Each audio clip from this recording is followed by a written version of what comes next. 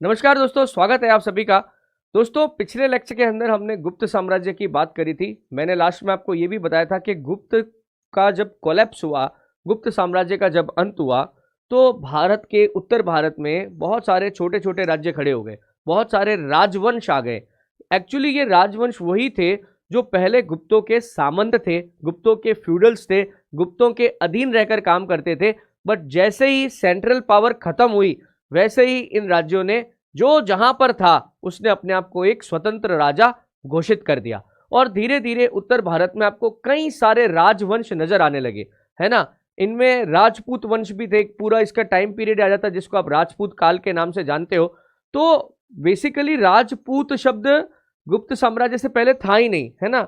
राजपुत्र शब्द जरूर मिलता है, और ऐसा हो सकता है कि क्योंकि इन सभी राजवंशों का संबंध गुप्तों से था या ये गुप्तों के सामंत हुआ करते थे, इसलिए राजपुत्र शब्द टूटता फूटता क्या हो गया, राजपूत हो गया। अच्छा, ये राजपूत वंश हम शुरू करें उससे पहले एक और बड़ा साम्राज्य जो है एक ब्रीफ टाइम ऑफ पीरियड के लिए आता है, बट उसका इंपैक्ट बहुत बड़ा है। उस पर्टिकुलर राजा का नाम है हर्षवर्धन। ये अकेला ही अपने दम पर एक बड़ा साम्राज्य स्थापित करता है, बट जैसे ही इसकी डेथ होती है वैसे ही वो साम्राज्य वापस बैठ जाता है, मतलब खत्म हो जाता है। उसके उत्तराधिकारी जो है वो हो नहीं पाते हैं, इतने सक्षम नहीं हो पाते जो इस राज्य को आगे चलाते। तो दोस्तों, इस लेक्चर में हमको बात करनी है हर्षवर्धन की। तो हर्षवर्धन है कौन? देखिए, हर्षवर्धन का जो ओरिजिनल राज्य है वो है थानेश्वर। थानेश्वर वर्तमान में कुरुक्षेत्र है ना, हरियाणा का, उसको आप मान लीजिए, ठीक है, वही था थानेश्वर। कुरुक्षेत्र में बकायदा हमें हर्षवर्धन का महल भी मिलता है, हर्ष का टीला बोलते हैं उसको, वहां पे है, ठीक है।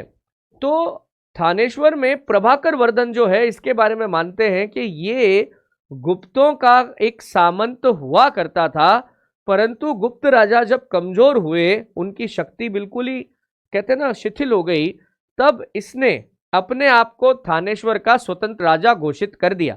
ये अपनी डायनेस्टी का फाउंडर है। कौन? प्रभाकर वर्धन। प्रभाकर वर्धन की पत्नी है, उनका नाम है यशोधरा, और यशोधरा और प्रभाकर वर्धन के 3 बच्चे हैं, राज्यवर्धन, हर्षवर्धन और एक बहन है राजश्री। बात समझ रहे हैं? तो आप देखें इस समय का कुछ भारत का जो राज्य है वो कुछ इस तरीके से है, जैसे आपको भी मैंने बताया कन्नौज, सॉरी ये थानेश्वर, है ना। तो ये वर्तमान का जो हरियाणा के पास है, यहां पर ये कौन सा राज्य है? थानेश्वर। थानेश्वर से थोड़ा ही पास में एक राज्य और है, ये राज्य कौन सा है? कन्नौज। बात समझ रहे? थोड़ा और आगे बढ़े तो यहां पर एक और राज्य है, ये राज्य है गौड़। कौन सा है? गौड़। और नीचे की तरफ एक राज्य और है, इस तरफ, ये राज्य है कौन सा? मालवा। ठीक है। अब देखिए, मालवा का जो राजा है वो है देवगुप्त। मालवा का राजा है देवगुप्त। कन्नौज का राजा है ग्रहवर्मा।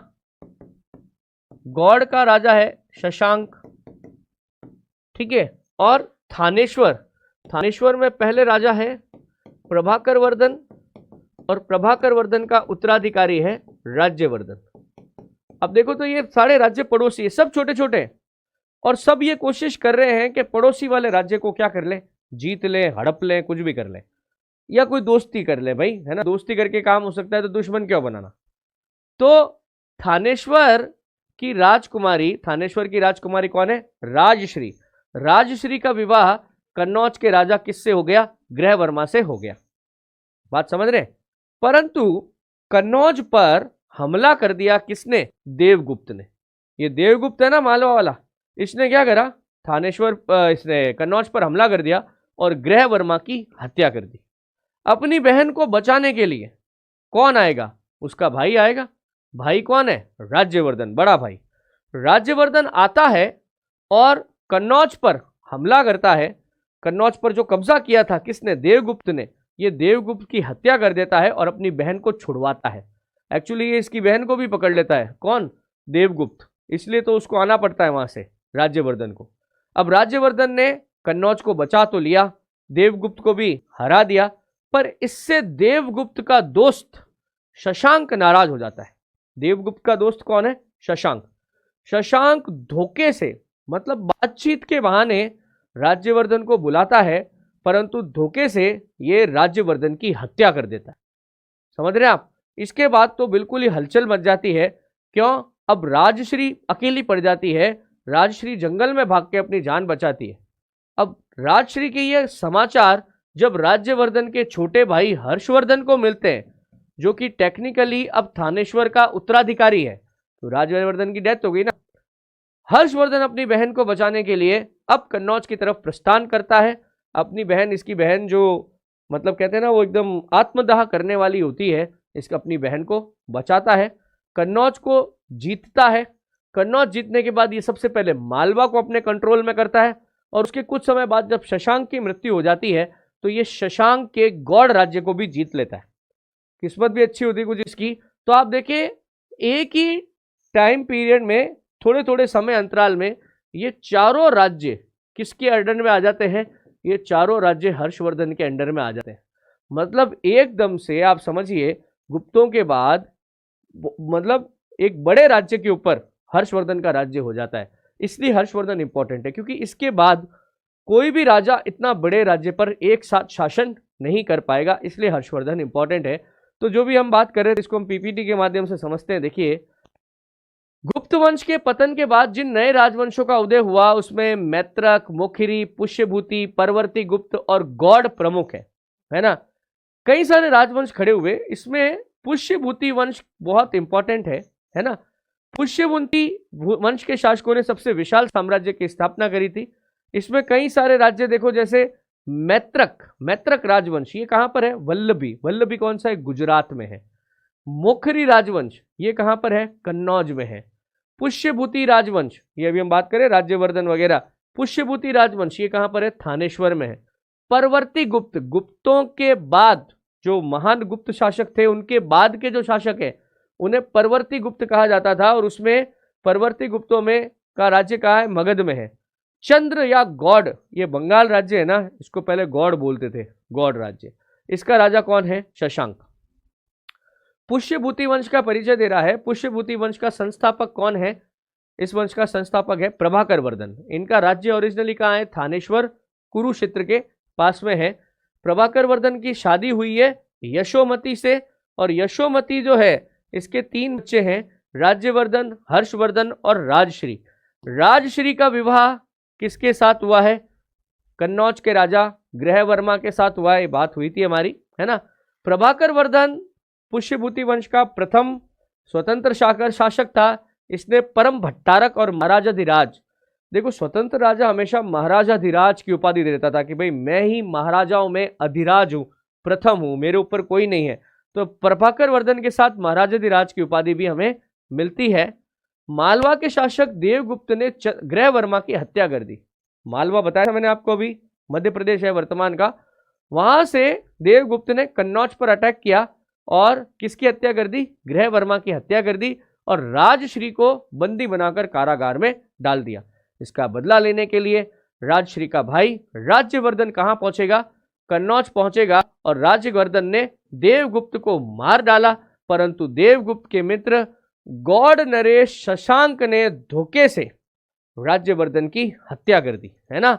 अच्छा, शशांक के बारे में मैंने आपको बताया कि शशांक शैव धर्म का अनुयायी था, और इसने बोधि वृक्ष, बोधगया में स्थित वह वृक्ष जिसके नीचे बैठकर गौतम बुद्ध को ज्ञान की प्राप्ति हुई थी, उस वृक्ष को इसने कटवा दिया था। फिर देखिए हर्षवर्धन 606 ईस्वी में, 606 ईस्वी में 16 वर्ष की आयु में ये गद्दी पर बैठता है। इसने शिलादित्य और परम भट्टारक की उपाधि धारण करी, क्योंकि देखो हर्षवर्धन ने कन्नौज में जब ग्रहवर्मा के बाद जब इसकी हत्या हुई थी ना राज्यवर्धन की, तो कन्नौज को संभाला किसने? हर्षवर्धन ने। और कन्नौज की राजगद्दी खाली थी, तो कन्नौज के जो भी मंत्री वगैरह थे उन्होंने हर्षवर्धन से आग्रह किया कि आप अपने राज्य के साथ साथ कन्नौज का राज्य भी संभालो, है ना। और हो सकता है कि हर्षवर्धन की बहन ने भी आग्रह किया और राजश्री ने। तो हर्षवर्धन का ओरिजिनल राज्य तो थानेश्वर है, परंतु इसने अपनी राजधानी किसको बनाया? इसने अपनी राजधानी कन्नौज को बनाया, और ये कहां पे आके शिफ्ट हो गया? कन्नौज में। बौद्ध भिक्षु दिवाकर मिश्र के सहयोग से इसने बहन राजश्री को खोजा। वो बात हुई थी ना मेरी कि शशांक ने जब ग्रह वर्मा की हत्या कर दी, सॉरी इसकी राज्यवर्धन की, और राजश्री इसके बाद जंगल में चली गई थी और अपना आत्मदाह करने वाली थी, परंतु एक बहुत भिक्षु था दिवाकर, इसने हर्षवर्धन को राजश्री तक पहुंचाया और राजश्री मतलब हर्षवर्धन जो है इसको सती होने से बचा लेता है, इसको राजश्री को। हर्षवर्धन के काल की एक प्रमुख घटना है चीनी यात्री हेनसांग। पहला चीनी यात्री फाइयान चंद्रगुप्त विक्रमादित्य के दरबार में आया था। दूसरा आता है ये हेनसांग, ये 629 ईस्वी या एडी आप लिख सकते हैं। इस पर्टिकुलर टाइम पीरियड में हेनसांग भारत आया था। इसकी जो किताब है वो है सीयू की। लंबे टाइम तक ये भारत में रहा, हर्षवर्धन से मिला। उल्टा इसने तो हर्षवर्धन प्रत्येक 5 वर्ष में एक धर्म सभा का आयोजन करता था। उस धर्म सभा की 643 ईस्वी में इसने अध्यक्षता करी है, जिसके कारण बड़ा यहाँ पे बवाल हो गया था। जो हिंदू संत थे और जो बौद्ध संत आपस में भिड़ गए थे कि ये चीनी यात्री जो है यहाँ पे ये हमारे ऊपर क्या कर रहा है, ये तो बड़ा बवाल हो गया था। तो ये हेनसांग भारत आना एक बड़ी घटना थी। हर्षवर्धन ने देखिए कश्मीर को छोड़ के पूरे उत्तर भारत को जीत लिया था। इधर गौड़ राज्य, इधर राजपूताना, पंजाब, हरियाणा, कन्नौज, मालवा, नर्मदा नदी के ऊपर का जो भी भारत था इसने सब जीत लिया था कश्मीर को छोड़कर। हालांकि कश्मीर गया था और वहां पे बौद्ध धर्म से इसका परिचय भी हुआ। कहते हैं गौतम बुद्ध का एक दांत लेके आया था वहां से, फिर इसने एक स्तूप में बनवा कर उस दांत को रखवाया। हर्षवर्धन नर्मदा नदी के आगे नहीं बढ़ पाया दक्षिण भारत में। क्यों नहीं बढ़ पाया? दक्षिण भारत में चालुक्य राजवंश का शासक था। चालुक्य राजा पुलकेशिन द्वितीय ने नर्मदा नदी के किनारे हर्षवर्धन को बुरी तरीके से हराया। हमें ये जानकारी कैसे मिलती है? हमें ये जानकारी ऐहोल प्रशस्ति से मिलती है। ऐहोल प्रशस्ति या ऐहोल अभिलेख, जिसको लिखा किसने है? रवि कीर्ति ने लिखा है।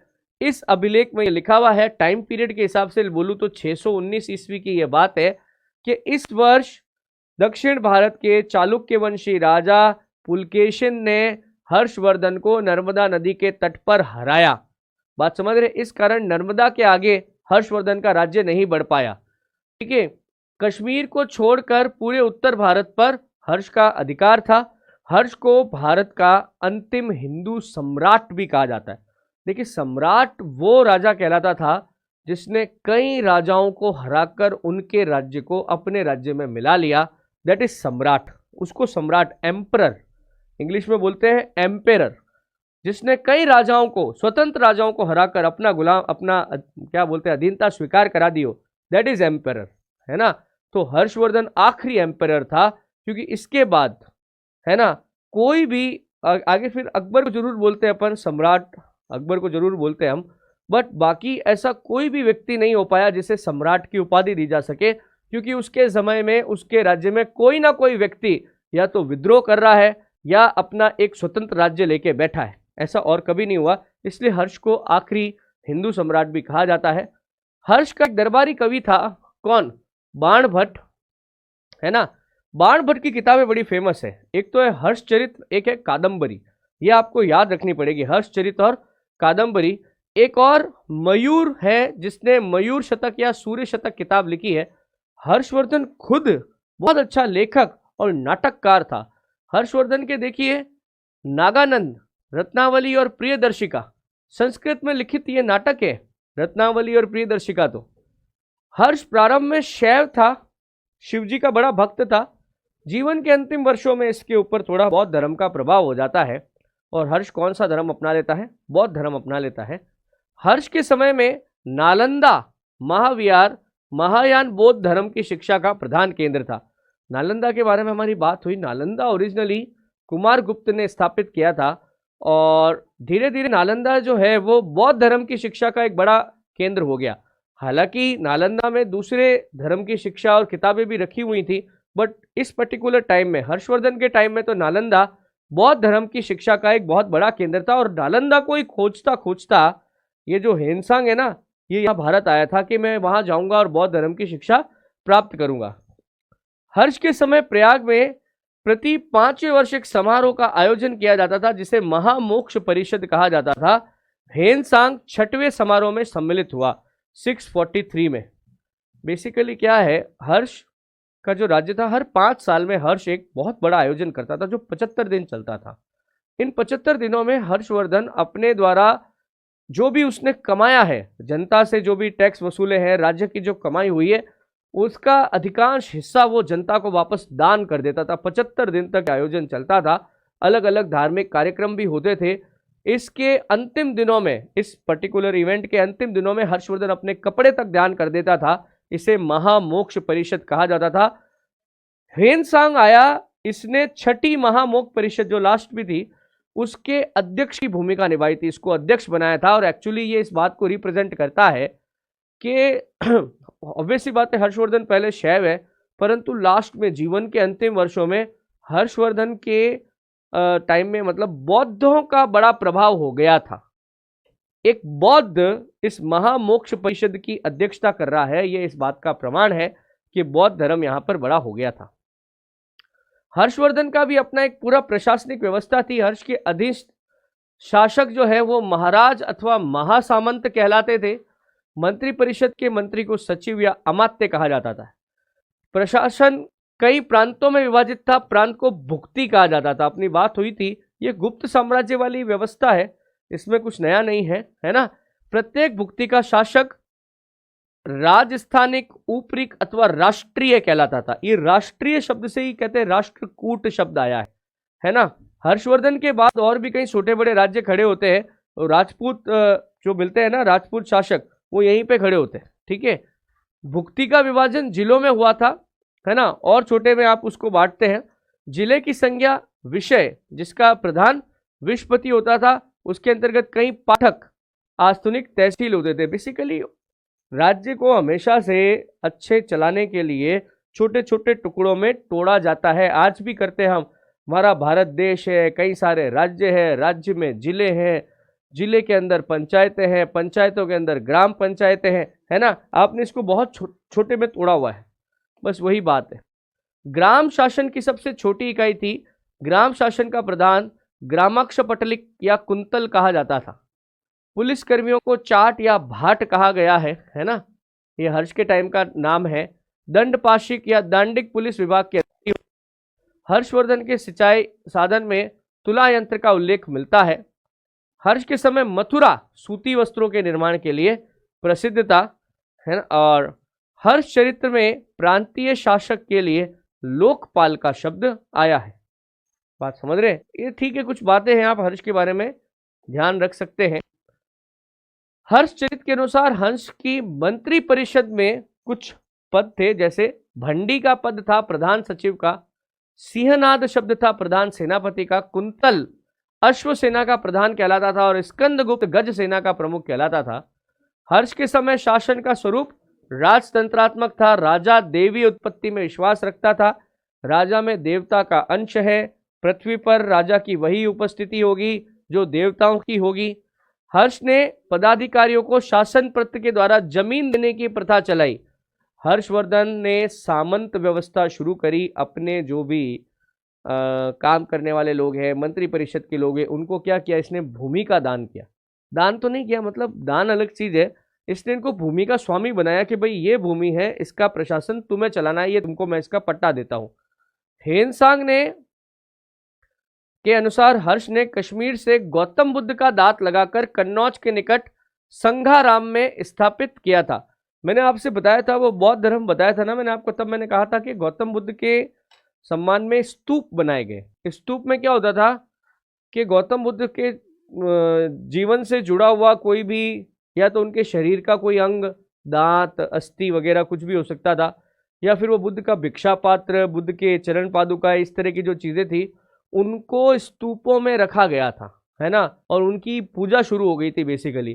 तो कहते हैं बुद्ध का एक दांत जो है वो कश्मीर में रखा हुआ था। हर्ष उसको लेके आया और कन्नौज के पास संघाराम में एक स्तूप बनाकर उसे स्थापित करवाया था। दोस्तों, हर्ष की जो मृत्यु हुई वो हुई 647 ईस्वी में। हर्ष की मृत्यु का वर्ष क्या मिलता है हमें? 647 ईस्वी में। जब हर्ष की मृत्यु हुई तब हर्ष का कोई भी उत्तराधिकारी जीवित नहीं था। बात समझ रहे हैं? इसके बारे में दो घटनाएं मिलती हैं कि हर्ष के पुत्रों की हत्या हर्ष के जीते जी हो गई थी, तो इस वजह से जब हर्ष मरा तब इसकी कोई संतान नहीं थी, उत्तराधिकारी नहीं था, और कई जगह लिखा है हर्ष निसंतान ही मर गया था। तो दोनों बातें ठीक है कि यार अब ऑब्वियस सी बात है, जब मरा और उसके पहले उसकी संतानों की डेथ हो गई तो निसंतान ही मरा ना, है ना। कुल मिला के हर्ष की जब डेथ हुई, इतने बड़े राज्य को चलाने के लिए कोई भी लीगल उत्तराधिकारी था नहीं, इस वजह से 647 ईस्वी के बाद हर्ष का साम्राज्य कोलैप्स हो गया। बात समझ रहे हैं। बट एक ब्रीफ पीरियड ऑफ टाइम के लिए फिर से एक सम्राट की उपाधि हर्षवर्धन ने ली थी, इसलिए हमारे लिए ये महत्वपूर्ण है। हर्ष के बाद कोई भी ऐसा बड़ा शासक नहीं आ पाया जिसने इतने बड़े साम्राज्य पर एक साथ राज्य किया। ओके, तो दोस्तों इस लेक्चर में हमने पढ़ा हर्षवर्धन को। हर्षवर्धन से संबंधित जो भी जानकारी है ना, मैंने टिक करी है, आप इसके शॉर्ट नोट्स बनाओ। हर्षवर्धन में से क्वेश्चन आता है, खासकर वो हर्षचरित्र कादंबरी, ये बाणभट्ट के लिए, नागानंद, रत्नावली और प्रियदर्शिका जो कि हर्ष के खुद के लिखे हुए हैं, प्लस ह्वेनसांग, दूसरा चीनी यात्री जो भारत आया, ह्वेनसांग, ये इसके महत्वपूर्ण क्वेश्चन रहेंगे। तो दोस्तों नेक्स्ट लेक्चर में फिर से मुलाकात होगी। धन्यवाद।